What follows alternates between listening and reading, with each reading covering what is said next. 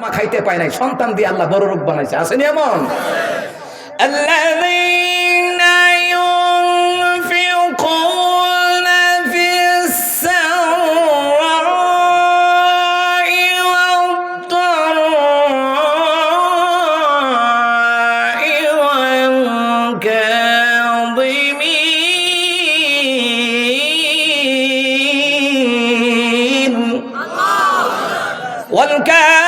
والكاظمين الغيظ والعافين عن الناس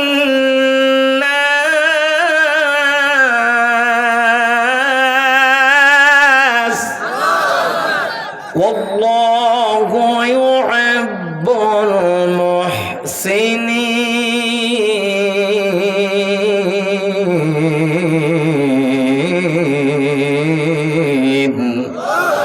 আল্লাহ তাআলা বললেন গরিব হওয়ার পরও যারা দান করে, খেয়াল করেন সূরা আলে ইমরানের মধ্যে আল্লাহ বলছেন গরিব হওয়ার পরও যারা দান করে, ধনী হওয়ার পরও যারা দান করে, আগের সময় রাগকে সংবরণ করে, মানুষকে ক্ষমার নজরও দেখে, আল্লাহ তাআলা বলছেন এই রকম বান্দা বান্দীদেরকে মুহসিন হিসাবে সম্বোধন করলেন আর বললেন এরকম মুহসিনদেরকে ভালোবাসেন কে? তাহলে যারা দান করে তাদের দাম আছে না নাই? যারা মাদ্রাসায় দান করে, মসজিদে দান করে, মাহফিলে দান করে, ইসলাম প্রতিষ্ঠায় দান করে, এই দান করার মধ্যে বরকত সফলতা আছে না নাই? আল্লাহ বলছেন গরিব হলো দান করো, ধনী হলো দান করো। বেলাল রাদিয়াল্লাহু তাআলা আনহু তিনি বললেন রাসূলুল্লাহ আপনি বললেন দান করতে। নবী গো আমি বেলাল গরিব মানুষ। নবী কয় বেলাল গরিব এরপরও দান করো, কারণ দান করলে আল্লাহ মুহসিনদের কাতারে তোমার নামটা আল্লাহ লিখে দিবে। এই জন্য মুসলমান ইমানদার আল্লাহ বললেন দান করলে কি হয়? সূরা বাকারা ইবনে কাসির নেওয়াতে এসেছে দান সদকা করলে আল্লাহ তাআলা তার জীবনের সব গুনাহগুলি আল্লাহ মাফ করে দেয়। সুবহানাল্লাহ। গুনাহ মাফ হয় দান করলে, গুনাহ মাফ হয়। কিছু ইসলাম বিদ্বেষী আছে এরা কয় মাহফিলে টাকা দিলে কি লাভ, মাদ্রাসায় টাকা দিলে কি লাভ হইবে, মসজিদে দিলে কি লাভ হইবে? আল্লাহকে লাভ হইবে, গুনাহ মাফ হবে, হায়াতে বরকত হবে, রিজিকে বরকত হবে, কবরবাসীর নাজাত হবে, দুনিয়াতে বালা মুসিবত আল্লাহ দূর করে দিবে। এই সিটিং এ কই কিতা লাভ হইব? তুই কোরআন হাদিস পড়বা লাভ হইবা, কিতা লাভ হইব মানে লাভের শেষ নাই। মুসলমান ইমানদাররা মুসা কালিমুল্লাহ বললেন ও আল্লাহর বান্দা ইয়া আব্দুল্লাহ, ও আল্লাহর বান্দা শোনো শোনো, ধনী হওয়ার পর দান করবা, গরিব হওয়ার পর দান করবা, এই দান সদকা করবা, আল্লাহর শুকর গুজার করবা, যা সম্পদ আল্লাহ দিয়েছেন তার পাশাপাশি দান সদকা করবা। ও আল্লাহর বান্দা শুনে নাও, দান সদকা করলে আমার আল্লাহ তাআলা তোমাকে ধনী বানায়া দেবে। মুসা কালিমুল্লাহ তার সাথে কথা বলে চলে আসেন। এবার প্রথম ব্যক্তির লগে সাক্ষাৎ। প্রথম ব্যক্তির সাথে আসার পরে বলল হুজুর কোন কাজ করলে গরিব হয়? এইবার ভালো করে কান লাগান, লক্ষ্মীপুরের মানুষ শোনেন, আলোচনাগুলি করে যায়, আমার কালেকশন করা উদ্দেশ্য না, কিন্তু ফজিলতরা বলে দিয়ে যায়। ও মুসলমান ইমানদাররা, মুসা কালিমুল্লাহ বললেন শুনে নাও, আল্লাহ তাআলা কোন কাজ করলে গরিব বানাই জানো নি? আল্লাহ তোমাকে ধন সম্পদ দিয়েছে। আল্লাহ তাআলা তুমি যদি সামর্থ্যবান হওয়ার পর দান সদকা না করো, আল্লাহর শুকর গুজার না করো, আল্লাহ তাআলা অচিরেই তোমাকে গরিব বানায়া দেবে। একটা রোগ হইল তো শেষ। কথা কোন ঠিক কিনা? এই দেশের জমিনে একজন গানাদারের নাম ছিল, একেবারে নাম করা গানাদার, যার নাম ছিল অ্যান্ড্রু কিশোর। শুনছেন না নাম? ওর যখন ক্যান্সার হইল, গাড়ি বাড়ি বিক্রি করে শেষ। সরকারের কাছে বলল সরকার আমারে ভিক্ষা দেন, কিতা দিতাম? 18 লাখ টাকা দিছে। একটা কেমোথেরাপি দাম 15 লাখ টাকা শেষ, আর আছে 3 লাখ। এটা দেখি তৈব তো কি তৈব? মুসলমান ইমানদাররা, আল্লাহ তাআলা সম্পদ দেয়, এই সম্পদ যদি দান সদকার খাতে কাজে না লাগাও, তাহলে শুনে নাও অচিরেই আল্লাহ যেই কোনো সময় একটা বিপদ দিয়ে গরিব বানা দিতে পারে। আর দান সদকা করলে 1 নাম্বার সম্পদ পবিত্র হয়, 2 নাম্বার আল্লাহ সম্পদ বাড়ায়া দেয়। সুবহানাল্লাহ। ও লক্ষ্মীপুরের মানুষ, এই জায়গার যে মাদ্রাসা এতিমখানা, আপনারা আমাকে একটা লোকের প্রমাণ দেখান যে দান সদকা কইরা ভিক্ষুক হয়ে গেছে গা। আছে এমন? বলেন আছে এমন? নাই, বরং তো দান সদকা করে আল্লাহ তার বরকত বাড়ায়া দিয়েছে, হায়াত বাড়ায়া দিয়েছে। ও মুসলমান ইমানদাররা ভালো করে কান লাগান। মুসা কালিমুল্লাহ বললেন, যদি শুকরগুজার না করো, দান সদকা না করো, আল্লাহ তাআলা তোমাকে চির গরিব বানা দেবে। এবার বান্দা চোখের পানি ছাইরা দিয়া কান্না শুরু করে দিছে। মুসা কালিমুল্লাহ বলেন, ইয়া আব্দুল্লাহ, ও আল্লাহর বান্দা, লিমাদা, কেন কান্দো কেন? ওই লোকটা দেখে বলে, হুজুর কান্দি এই জন্য যে আল্লাহ পাক আমাকে সম্পদ দিয়েছে, আমি কেন দান করব না? যে আল্লাহ তাআলা আমাকে চক্ষু দিয়েছে, হাত দিয়েছে, পা দিয়েছে, কর্ণ দিয়েছে, নাসিকা দিয়েছে, আমি আল্লাহ তাআলার কেন শুকর গুজার করব না? আমি জীবনও শুকর গুজার বন্ধ করতে পারবো না। ওগো মুসা কালিমুল্লাহ, জীবনে দান সদকা বন্ধ করব না। মুসা কালিমুল্লাহ কই, তাহলে জীবনে তুমি গরিব হবা না। সুবহানাল্লাহ বলবেন না? এই জন্য মুসলমান ইমানদার দান সদকা করবেন, মসজিদে দিবেন, মাদ্রাসায় দিবেন, ইয়াতিমখানা দিবেন, লিল্লা বোর্ডিং এ দিবেন। ও মুসলমান ইমানদাররা, দান সদকা করলে কমে না, বাড়ায় দেয়। জোরে বলুন তোকে। এই জন্য মুসলমান ইমানদাররা ভালো করে কান লাগান। এই দান সদকা করেছেন, এটা কিন্তু অন্য খাতে যায় না। এটা মাদ্রাসায়, ইয়াতিমখানারা মাদ্রাসায় পড়াশোনা করছে, ছাত্ররা খাচ্ছে।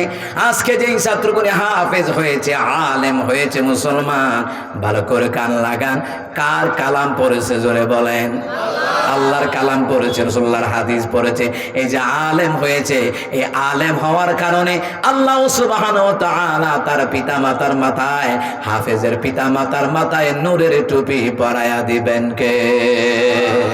ও মুসলমান ইমানদাররা, নবী আলাইহিস সালাম যে বললেন, আল্লাহ আমার দোয়া কবুল করেন, আমার উম্মতদেরকে গরিব বানায়েন না। আল্লাহকে গরিব বানাবো না, আমি অচিরেই ধনী বানায়া দেব যদি তারা দান সদকা করে, নিয়ামতের শুকর আদায় করে। 3 নাম্বার দোয়া করেছেন আল্লাহর কাছে, আল্লাহ তাআলা আমার উম্মতরা যেন আপোষে ঝগড়া না করে। ঝগড়া হয়নি, বেশিরভাগ ঝগড়া হয়নি। আল্লাহ কয়, হাবিব এই দোয়াটা কবুল হবে না। ওগো রাসূলুল্লাহ, এই দোয়াটা আপনি কইরেন না। আর আপনি দোয়া করলে কবুল না কইরা তো পারবো না রাসূল। এর মধ্য দিয়া কিয়ামত আমি আল্লাহ ঘটায়া দেব। দিন দিন বিশৃঙ্খলা বাড়ে না কমে? ভুয়া খবরে সাংবাদিক বেশি, আসল খবর প্রচার হয় না, ভুয়া খবর প্রচার হয়। এটা বাংলার জমিনে নয়, গোটা পৃথিবীতে। কথা কণ্ঠে কিনা? ভুয়া খবর তাড়াতাড়ি প্রচার হয়। মারামারি, এই যে মারামারিটা আপোষে হয়ে যায়। আপনারে কে মারলো সে নিজে জানে না, আপনি বা কেন মরলেন সে নিজেও কইতে পারবে না। নবী আলাইহিস সালাম বলেছেন, ১৫০০ বছর আগে বলেছেন। রহমত নবী বললেন, কিয়ামতের পূর্বে একজন আরেকজনকে হত্যা করবে। যে হত্যা করবে সেও জানে না কি হত্যা করেছে। যে হত্যাকাণ্ড ঘটিত হয়েছে, যে মরেছে, সেও বলতে পারবে না আমারে কেন মারলো। এই জামানায় জনয় বর্তমান পৃথিবীতে, বিশেষ করে বাংলার জমিনে বোধহয় দেখা যায়, ঠিক কিনা? আমাদের ব্রাহ্মণবাড়িয়ার খবর নন, কেমন মারামারি। আরে এমনও ঘটনা গেছে ব্রাহ্মণবাড়িয়া, আরো কত জেলায় মারামারি গেছে। এমন বিষয় নিয়া পাকার পা এটা লইয়া ৪২ জনের মতন আহত হয়ে গেছে। এটা লইয়া ৯২ লাগছে, ৯২ দোকানে গেছে। আজাই রাখা ফটর ফটর করে নিয়ে আসে না দোকানে, মানে হ্যাঁ স্পিকার হইছে সকলে তার, বুঝেন নাই? হ্যাঁ, মানে স্পিকার, মানে দোকানটা একটা সংযোগ ভবন বানাই লিখছে। দোকানে বইয়ে সেটাই আও কইব না, মোল্লারা দেশটা খাই লিছে। আর হ্যাঁ ডিজিটাল বানাইছে, কথার কথাই খালি মোল্লারা। তো বোয়ার পরে পত্রিকাটা পড়লাম। ওই দিন আমার প্রোগ্রাম ছিল সিলেটে, সিলেট থেকে আসতে আসে চায়ের দোকানে বসছি। চায়ের দোকান হুজুর নেন পত্রিকাটা পড়েন। পড়তে আসি, বইরা দেখি রে ৪২ জন আহত। কিতা লইয়া? বাতাস লইয়া। বাতাস বুঝুন তো, দুর্গন্ধযুক্ত বাতাস আর কি। এটা লইয়া, এইটা লেগে ৪২ জন আহত। আমি কে ইন্না লিল্লাহ, কামড়া করছো কিতা? এটার বিস্তারিত ঘটনাটা বললাম। পড়ার পরে দেখলাম ২ জন চায়ের দোকানে বসে চা খাইতো। একটা গন্ধ বাড়িছে, এত তুই দিস, এত না তুই দিস। এই তুই দিস কুয়ে লাগ গেলিস, তুই দিস কুয়ে লাগ গা 2 গ্রাম। বুঝলেন নাই কথাটা? এমনি লাগেনি নিয়ে ঠেলা ঠেলে, এই আইনা তুই দিস, এত তুই আইনা তুই দিস, এই তুই দিস কুয়ে লাগ লাগে মাসাল্লাহ মারামারি পিঠা পিঠা। সাধারণ জিনিস নিয়ে মারামারি লাগবে। নবী আলাইহিস সালাম বললেন, কিয়ামতের পূর্বে ফিতনার দরজা খুলে যাবে। বুখারী মুসলিমের বর্ণনা, নবী আলাইহিস সালাম বলেছেন, কিয়ামতের পূর্বে ফিতনার দরজা খুলে যাবে। সাহাবীরা প্রশ্ন করলেন, ইয়া রাসূলুল্লাহ, হাবিবাল্লাহ, ফিতনার দরজা খুলে যাবে কেমনে? কেউ কি ভাঙ্গা লাইব? কয় না।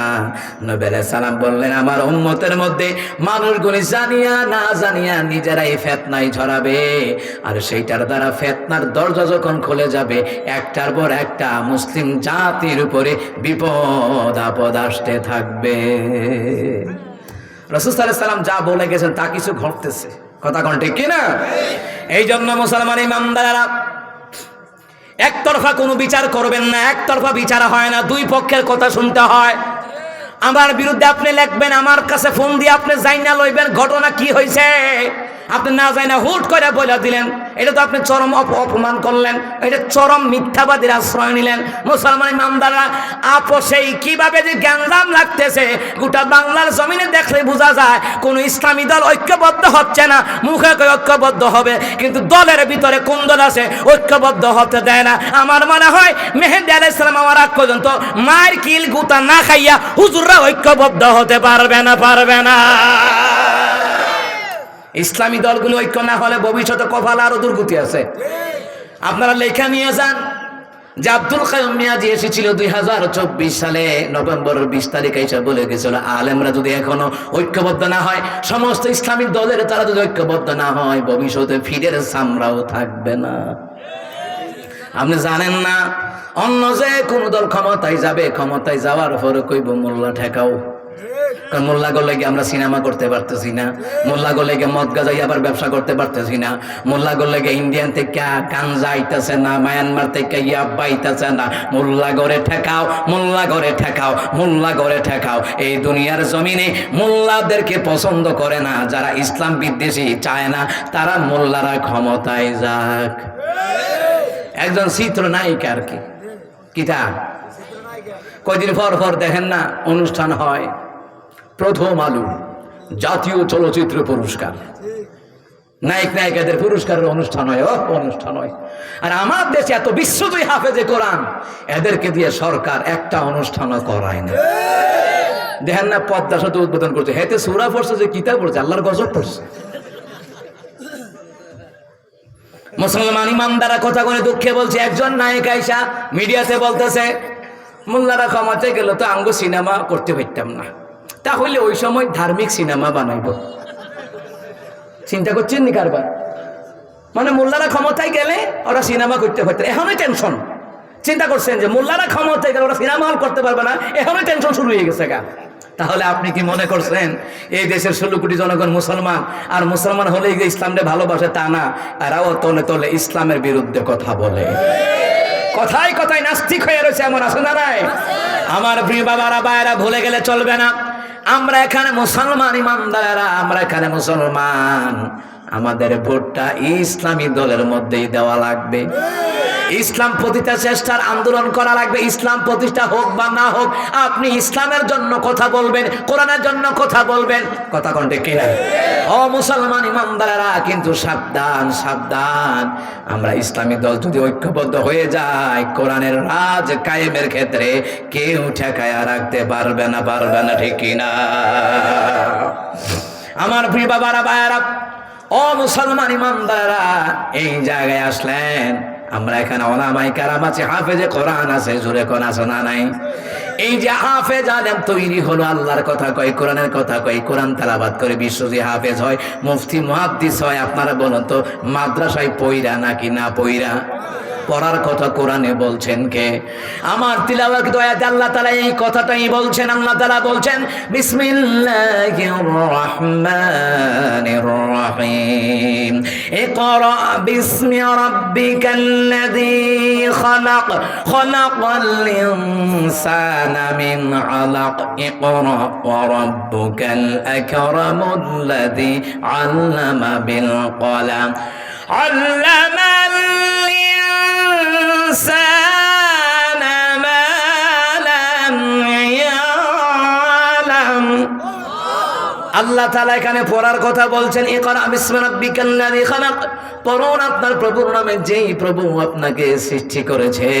এবার আমরা এখানে যারা আছি আপনারা বলেন, আমাদেরকে সৃষ্টি করেছেন কে? আল্লাহ তাআলা বললেন তোমাদেরকে সৃষ্টি করেছি, কিন্তু পড়ার ব্যাপারে যদি আমাকে শিক্ষা গ্রহণ করা লাগবে, পড়তে হলে শিখতে হবে। আর শিক্ষার জন্য ফ্যাক্টরি হলো মাদ্রাসা। কথা কোনটি কিনা? এই দ্বীনি শিক্ষা হলো মুসলমান ইমানদারেরা, এই দ্বীনি শিক্ষা হলো জাতির মেরুদণ্ড। দ্বীনি শিক্ষা ছাড়া জাতির মেরুদণ্ড, অন্য কোনো শিক্ষা জাতির মেরুদণ্ড নয়। কোরআন হাদিসের শিক্ষাই হলো জাতির মেরুদণ্ড। কথা বলেন ঠিক কিনা? ও মুসলমান ইমানদারেরা, এই আয়াতটা তখন নাজিল হয় যখন নবী হেরা গুহায় গেলেন। এই হাদিসটা তাফসীর ইবনে কাসিরের মধ্যে এসেছে। আম্মাদান আয়েশা রাদিয়াল্লাহু তাআলা আনহা তিনি রিওয়ায়াত করেন, নবী আলাইহিস সালাম খাবার পানীয় নিয়ে তিনি চলে গেলেন হেরা গুহায়। মক্কা থেকে ৭,০০০ ফিট উপরে হেরা গুহায়। অনেকে যারা হাজী সাহেব আছেন তারা হয়তো অনেকে গিয়েছেন, আবার অনেক যুবক মানুষও শক্তির কারণে যেতে পারে, আবার অনেকে যাইতে পারে না। ৭,০০০ ফিট উপরে হার্ট বিট পর্যন্ত বন্ধ হয়ে যায়, এমন কষ্ট হয়, ঠিক কিনা কম? অনেক কষ্ট হয়। ওনারা গিয়েছেন, ওনারা বুঝেন। আমার নবী সাল্লাল্লাহু আলাইহি সাল্লাম থাকাকালীন দুনিয়ার জমিনে এত কষ্ট করে যে গিয়েছে, ওই সময় তো কোনো সিঁড়ি ছিল না, ওই সময় কোনো রেলিং ছিল না। ইলমে দ্বীনের জন্য, ইলমে ওহীর জন্য নবী আলাইহিস সালাম কত কষ্ট করে হেরা গুহায় গেলেন। আর বাড়ির কাছে মাদ্রাসা, ইলমে দ্বীনের প্রতিষ্ঠানের পরও নাতিরে দেয় না, সন্তানরাও দেয় না। আবার দিলেও টাকার হিসাব করে, এত টাকা লাগবো কা। কিন্তু অঙ্কনাজি প্রাইভেট পড়ায় হাজার হাজার টাকা দিয়া হিসাব করে না, কিন্তু দ্বীনি শিক্ষার বেলায় 100 বার পর্যন্ত হিসাব করে, ঠিক কিনা? আম্মা আয়েশা রাদিয়াল্লাহু তাআলা আনহা তিনি বললেন, নবী আলাইহিস সালাতু ওয়াস সালাম হেরা গুহায় গেলেন, 3 দিন পর্যন্ত হেরা গুহায় গেলেন। আম্মা আয়েশা বললেন, খাদিজাতুল কুবরা রাদিয়াল্লাহু তাআলা আনহা খাবার পানীয় দিয়ে দিলেন। আম্মা আয়েশা এটা রিওয়ায়াত করছেন। ঘটনা হচ্ছে আম্মা খাদিজা রাদিয়াল্লাহু তাআলা আনহা তিনি বলছেন, খাদিজাতুল কুবরা থেকে নবী আলাইহিস সালাম খাবার পানীয় নিয়ে হেরা গুহায় গেলেন। হেরা গুহায় যাওয়ার পরে নবী আলাইহিস সালাতু ওয়াস সালাম কাঁপতে কাঁপতে খাদিজা রাদিয়াল্লাহু তাআলা আনহার কাছে আসলেন, বলে, খাদিজা আমাকে কম্বল দিয়ে ঝরায়া ধরো, কম্বল দিয়ে আঁকড়ে ধরো খাদিজা, আমি বোধহয় বাঁচব না। আম্মা জান খাদিজা রাদিয়াল্লাহু তাআলা আনহা তিনি বললেন, ওগো রাসূলুল্লাহ, কে বলেছে আপনি বাঁচবেন না? কে বলেছে আপনি বাঁচবেন না? ওগো রাসূলুল্লাহ, আপনি তো মানবতার কল্যাণকামী, আপনি তো দুনিয়ার জমিনে কারো ক্ষতি করেন নাই। ওগো রাসূলুল্লাহ, ওগো রহমতের নবী, কে বলেছে আপনি বাঁচবেন না? ইয়া রাসূলুল্লাহ, ইয়া হাবিবাল্লাহ, ওগো রাসূলুল্লাহ, কে বলেছে আপনি বাঁচবেন না? আপনি তো মানবতার নবী। নবী গো, কি হয়েছে আমাকে একটু বলেন। আম্মা জান খাদিজা রাদিয়াল্লাহু তাআলা আনহার কাছে রহমতের নবী কই, খাদিজা হেরা গুহায় যাওয়ার পরে কে যেন আমার সিনার সাথে সিনা লাগায়া চাপ দিয়েছে। চাপ দেওয়ার পরে বলতেছে, ইকরা বিসমি রাব্বিকাল্লাযী খালাক। ওগো খাদিজা, এই কথা বলার পরে আমি বলেছি, না আমি পড়তে জানি না। আবার বলা হলো, ইকরা বিসমি রাব্বিকাল্লাযী খালাক। রাসূল বললেন, আমি পড়তে জানি না। এইভাবে 3 বার। জোরে কোন কয়বার? 3 বারের মাথায় যখন নবী আলাইহিস সালাম সিনার সাথে সিনা লাগায়া চাপ দিয়ে যখন ছেড়ে দেওয়া হলো, এইবার নবী আলাইহিস সালাম পড়তে শুরু করলেন। ওই লোকটা যে আয়াতগুলি পাঠ করে শুনিয়েছে, আমার রাসূলুল্লাহ তা মুখস্থ করে নিয়েছে। মুসলমান ইমানদারেরা, এইবার আম্মা জান খাদিজা রাদিয়াল্লাহু তাআলা আনহা নবী আলাইহিস সালামের এই বাক্যগুলি শুনলেন। শোনার পরে বললেন, ওগো রাসূলুল্লাহ, এটি জাদু মন্ত্র নয়, তন্ত্র মন্ত্র নয়, কোন জাদুকর আপনার কোনো ক্ষতি সাধন করতে পারে না। ওগো রাসূলুল্লাহ, আপনি তো মানবতার নবী। তবে রাসূলুল্লাহ, চিন্তা করার কোনো কারণ নাই। স্ত্রী হয়ে স্বামীরে সান্ত্বনা দেয়, সুবহানাল্লাহ বলবেন না? আর আমার দেশের স্ত্রীর খবর কি? বিউটি পার্লারে না গেলে শান্তি লাগে না, কথা কয় না। মাসে 4 বার যাওয়া লাগে। ঢাকা শহরের কথা বলছি, আপনাদের এলাকার কথা না। মাসে 4 বার বিউটি পার্লারে যায় আমার দেশের খাদিজা। আর রহমতের নবীর বিবি খাদিজা রাদিয়াল্লাহু তাআলা আনহা স্বামীর বিপদের সময় সান্ত্বনা দেয়। আর আমার দেশে বিপদ হইলে ফলায়ও জায়গা, এমন খবর আছে না নাই? এ কথা কয় না, আছে না নাই? মুসলমান ইমানদারেরা, আম্মা জান খাদিজা রাদিয়াল্লাহু তাআলা রহমতুল্লাহ নবী ডান হাত মুবারকে ধরলেন। ডান হাত মুবারকে ধরিয়া বলেন, রাসূলুল্লাহ চলেন, আমার একজন চাচাতো ভাই আছে, তার মধ্যে তাওরাতের ইলম আছে, জবুরের ইলম আছে, ইঞ্জিলের ইলম আছে, আসেন তার কাছে আপনারে লইয়া যায়। তার কাছে গেলে বোঝা যাবে আপনার কাছে কে এসেছিল। আম্মাদার খাদিজা রাদিয়াল্লাহু তাআলা আনহা নবী আলাইহিস সালাতু ওয়াস সালামকে নিয়ে গেলেন ওয়ারাকা বিন নাওফেল, তাফসীরের কিতাবের মধ্যে এসেছে। ওয়ারাকা বিন নাওফেলের কাছে নিয়ে গেলেন। নিয়ে যাওয়ার পরে আম্মাদার খাদিজা রাদিয়াল্লাহু তাআলা আনহা ওয়ারাকা বিন নাওফেলকে বললেন, ও ওয়ারাকা বিন নাওফেল শোনো, আমার স্বামী কাঁপতে কাঁপতে হেরা গুহা থেকে আসিয়া বলতে, কম্বল দিয়ে জড়াইয়া ধরো। ও ওয়ারাকা বিন নাওফেল, কি আমার স্বামীর সাথে ঘটেছে জিজ্ঞেস করো। ওয়ারাকা বিন নাওফেল ওই জামানায় ওই সময় অন্ধ ছিলেন, চোখে দেখতেন না। তাওরাত জবুর ইনজিল কিতাব পড়তে পড়তে অন্ধ হয়ে গেছে গা। আমার দেশে এমনও রেকর্ড আছে, পড়তে পড়তে পাগল হয়ে যায় গা, পড়তে পড়তে অন্ধ হয়ে যায় গা, এমন রেকর্ড আছে না নাই? কথা কোন আছে না নাই? ওই ডালপা ওই দিকে একটা এলাকায় গেলাম, লোকটা পাগল হয়ে গেছে, কয় ব্রিলিয়েন্ট ছাত্র, পড়তে পড়তে ওর ব্রেন আউট হয়ে গেছে, পড়তে পড়তে অনেকে অন্ধ হয়ে যায়। ওয়ারাকা বিন নাওফেল ওই সময় অন্ধ ছিলেন, কিন্তু ওয়ারাকা বিন নাওফেল বলেন, মুহাম্মদ সাল্লাল্লাহু আলাইহি সাল্লাম আপনি বলেন কি হয়েছে হেরা গুহায়, আপনি বলেন, আমি তো কানে শুনি কিন্তু চোখে দেখি না, আপনি বলেন। রহমতের নবী সাল্লাল্লাহু আলাইহি ওয়াসাল্লাম তিনি বললেন, হেরা গুহায় গেলাম, তোমার বোন খাদিজা রাদিয়াল্লাহু তাআলার কাছ থেকে খাবার পানিও নিয়ে গেলাম, 3 দিন পর্যন্ত ছিলাম ওখানে। গিয়েছিলাম আমি ধ্যানমগ্ন হয়েছিলাম, যখন আমাকে কে যেন সিনার সাথে সিনা লাগায়া চাপ দিল, আমার ব্যথা নয়, শুধু মনে হয় আমার মৃত্যুর উপক্রম হয়ে গেল, মরার উপক্রম হয়ে গেল। আমাকে বলতেছে, কি বলতেছে? ওয়ারাকা বিন নাওফেল বলেন, কি বলেছে আপনি আমাকে বলেন। এবার রহমতের নবী সূরা আলাকের 5টি আয়াত তিলাওয়াত করে ওয়ারাকা বিন নাওফেলকে শোনায়া দিলেন। ওয়ারাকা বিন নাওফেল বললেন, ও মুহাম্মদ সাল্লাল্লাহু আলাইহি ওয়াসাল্লাম আপনি ভয় পায়েন না, চিন্তা কইরেন না, এই বাক্যগুলি কোনো সাধারণ বাক্য নয়। এই বাক্যগুলি যে নিয়ে এসেছে আপনার সিনার সাথে সিনা লাগাইয়া চাপ দিয়েছে, ওইটা অন্য কেউ নয়, ওইটা হলো ওই লোক, যেই লোক মুসা কালিমুল্লাহর কাছে ওহী নিয়ে আসতো, যার নাম হলো হযরত জিবরাইল। আর জোরে পড়েন সুবহানাল্লাহ। মাইকের সাউন্ডটা ঝেরঝের ঝেরঝের করে, সাউন্ডটা স্পষ্ট না, আমার কণ্ঠ কিন্তু এমন বাজে না। আমার বন্ধুরা, আমার বাবারা, চিন্তা করে দেখুন মুসলমান ইমানদারেরা, ওয়ারাকা বিন নাওফেল কানে শুনে চোখে দেখে না। এরপরে নবী আলাইহিস সালামের জাবান মুবারক থেকে কথাগুলি শুনিয়া বলল, ইয়া মুহাম্মদ ভয় পায়েন না, আমি তাওরাত কিতাব পড়েছি, ইনজিল কিতাব পড়েছি, জবুর কিতাব পড়েছি, আমি সেই কিতাবগুলি পড়ে জেনেছি আখিরি জামানার পয়গম্বর যিনি হবেন তিনি হেরা গুহায় যাবেন, ওখানে সর্বপ্রথম কোরআনের আয়াত নাজিল হবে, সুতরাং ভয় পাওয়ার কোনো কারণ নাই। যেইটা আয়েশা সাপ দিছে ওইটার নাম জিবরাইল, আর যেই বাক্যগুলি শোনা দিছে ওইগুলা দুনিয়ার সাধারণ মানুষের কথা নয়, ওই কথাগুলি হলো কালামুল্লাহ, আল্লাহ তাআলার কথা। এগুলা হলো আল্লাহ তাআলার কথা। ও মুহাম্মদ সাল্লাল্লাহু আলাইহি সাল্লাম আমার বড় ভয় হয়। কি হয়? কথাগুলি খেয়াল করেন, ইবনে কাসিরের riwayat। ওয়ারাকা বিন নাওফেল বলেন, ও খাদিজা আমার বড় ভয় হয়।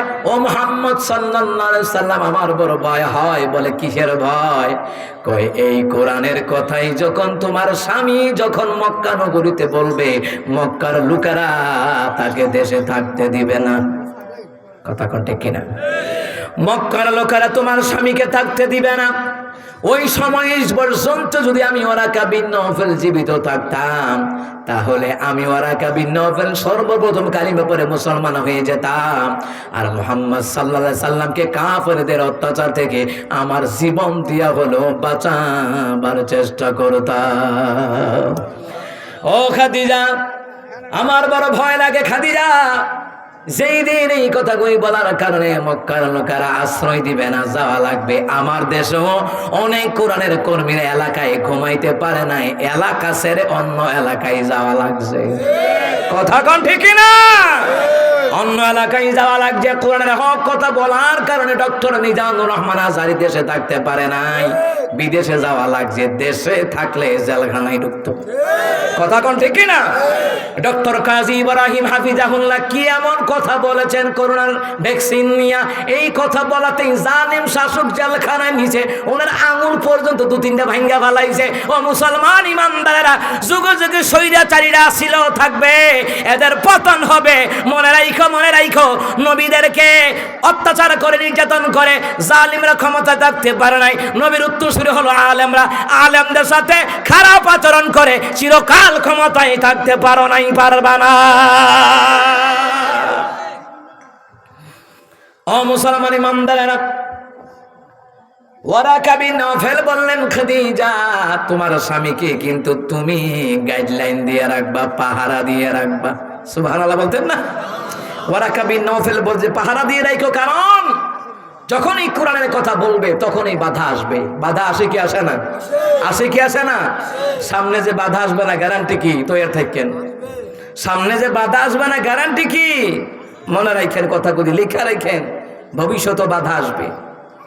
জান্না রাখেন মুসলমান, ক্ষমতায় যাওয়ার আগে ইসলামের দোহাই দেয়, যাওয়ার পরে শেষ।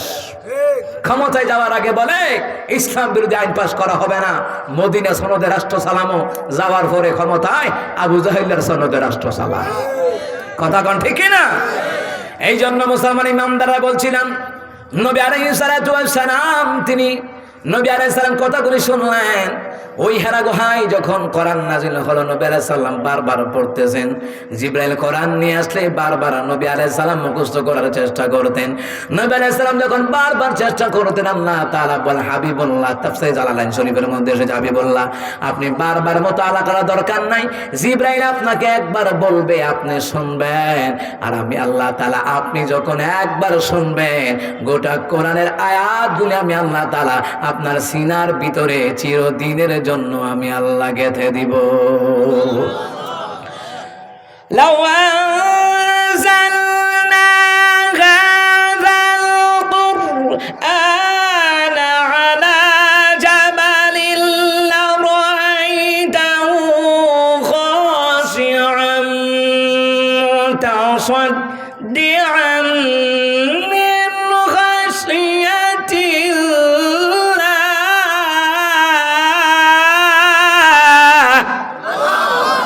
আল্লাহ তাআলা বলেন, যদি আপনি কোরআন, যদি আমি এই কোরআন পাহাড়ের উপর নাজিল করতাম, আপনি চেয়ে চেয়ে দেখতেন ওই পাহাড়গুলি আমি আল্লাহর ভয়ে ফেটে বিদীর্ণ হয়ে যেত। ওগো রহমতের নবী, তাহলে আপনারা কি বুঝলেন? এই কোরআনের ইলমের ওহীর লুট নেওয়ার মতন ক্ষমতা পাহাড়ের নাই, আসমানের নাই, জমিনের নাই। ওই কোরআনের ইলমের ওহীর লুট নেওয়ার মতন ক্ষমতা আল্লাহ তাআলা তার রাসূলুল্লাহর সিনার ভিতরে ঢুকায়া দিয়েছে। সুবহানাল্লাহ। আজকে যারা হাফেজ হইলেন, ভবিষ্যতে হাফেজ হবেন, সাধারণ মনে করবেন না। ইলমের ওহীর লুট নিচ্ছেন তারা তাদের সিনার ভিতরে 30 পারা কোরআন। মুসলমান ইমানদারেরা বুঝেন তো, তাদের সিনাটার দাম আসেনি?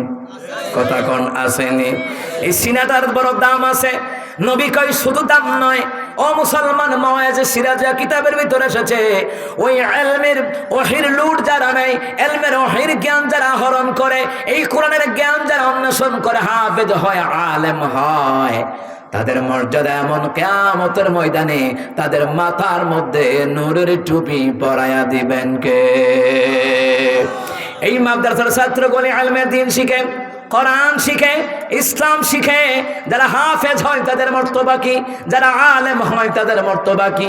ও মুসলমান ইমানদারেরা, যারা হাফেজ হয়, যারা আলেম হয়, যারা হাফেজ হয়, হালালকে হালাল জেনে, হারামকে হারাম জেনে যারা ঈমান আমল করে, ওই হাফেজগুলি হাসরের ময়দানে যে 10 জনের উপরে জাহান্নাম ওয়াজিব হয়ে গেছে, ওই 10 জন ব্যক্তিকে সুপারিশ করিয়া আল্লাহর তৈরি জান্নাতের মেহমান বানাতে পারবে। কিন্তু একজন আলেম কয়জন নিবে? একজন আলেম কয়জন নিবে? এটার উদাহরণ, এটার ব্যাখ্যা দেওয়া হয়েছে মাওয়াইজে সিরাজা কিতাবের ভিতরে। ব্রাহ্মণবাড়িয়ার বড় হুজুর আল্লামা সিরাজি সাহেব রাহমাতুল্লাহ আলাইহি ওনার এই কিতাবের মধ্যে এনেছেন যে একজন আলেম, একজন হাফেজ 10 জন নিবে, একজন আলেম কয়জন জাহান্নামীকে জান্নাতে নেওয়ার সুপারিশ করতে পারবে এটার উদাহরণ দিয়েছেন হযরত আবু বকর সিদ্দিক রাদিয়াল্লাহু তাআলা আন, হযরত ওমর রাদিয়াল্লাহু তাআলা আনহুর একটা ঘটনাক্রমে উদাহরণ দিচ্ছেন। এই ঘটনাটা হলো আম্মা আয়েশা রাদিয়াল্লাহু তাআলা আনহাকে নিয়ে রহমতের নবী খেজুর পাতার ছাউনের নিচে শুয়ে আছেন, খেজুর পাতার ছাউনের নিচে। এমনি সময় রহমতের নবী সাল্লাল্লাহু আলাইহি ওয়াসাল্লাম তিনি বলেন, আয়েশা, হে আয়েশা তুমি বলো তো এই খেজুর পাতার ছাউনির ফাঁক দিয়া কি দেখা যায়? আম্মা আয়েশা রাদিয়াল্লাহু তাআলা আনহা তিনি বললেন, ইয়া রাসূলুল্লাহ, ইয়া হাবিবাল্লাহ, খেজুর পাতার ছাউনের ফাঁক দিয়া দেখতে পাচ্ছি আকাশের মধ্যে মিটি মিটি তারকা দেখা যায়। নিঝুম রাতের আধারে মিটি মিটি তারকা জ্বলে, নিঝুম রাতের আধারে মিটি মিটি তারকা জ্বলে। হে রাসূল, হে রাসূল, হে রাসূল, হে রাসূল, হে রাসূল, হে রাসূল, হে রাসূল, হে রাসূল। রহমতের নবী সাল্লাল্লাহু আলাইহি সাল্লাম বললেন, আয়েশা তুমি তারকারাজি দেখতে পাচ্ছ, তাহলে আবার তোমার কাছ থেকে ইন্টারভিউ নেব। তুমি বলো না আকাশের তারকারাজির সমান সওয়াব আমার কোন সাহাবীর আমলনামায় আছে? আম্মা আয়েশা রাদিয়াল্লাহু তাআলা উত্তর দিলেন, রাসূলুল্লাহ ওয়াল্লাহু রাসূলু আলাম, আল্লাহ এবং তার রাসূল ভালো জানেন, আর কেউ জানেন না। চিন্তা করলাম আম্মা জান আয়েশা 6 লক্ষ হাদিসের হাফেজা, 30 পারা কোরআনের হাফেজা, রইসুল মুফাসসিরিন, এরপর কয় আমি কিছুই জানি না। সুবহানাল্লাহ বলতে ইচ্ছা করে না? এরপর বলে আল্লাহ এবং তার রাসূল ভালো জানেন। রহমতের নবী তৎক্ষণাৎ বললেন, ইয়া আয়েশা রাদিয়াল্লাহু তাআলা আনহা, হে আয়েশা তুমি শোনো, আকাশের তারকারাজের সমান সওয়াব আল্লাহ তাআলা আমার ওমরের আমলনামায়